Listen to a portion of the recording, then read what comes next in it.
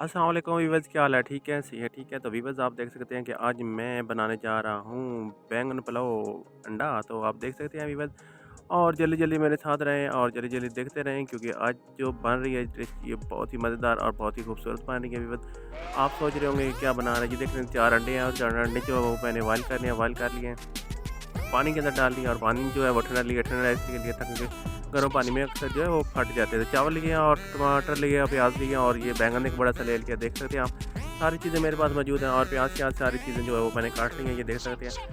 टमाटर, प्याज, लहसुन, अदरक और सारी चीज़ें, और ये बैंगन भी लंबे-लंबे काट लिया और चावल भी है वो भी पूरा साथ पड़े हुए हैं और इनको भी भिगो दिया मैंने जल्दी-जल्दी। अनाज जो है वो मैंने लाज़मी ले लिया। फिर बस बहुत मज़ेदार जो है वो आज डिश बना रहे हूँ। आप देख सकते हैं ऑयल डाला है कढ़ाई में, कढ़ाई आप देख सकते हैं प्यारी सी कढ़ाई थी। कढ़ाई के अंदर जो है मैंने ऑयल डाल दिया।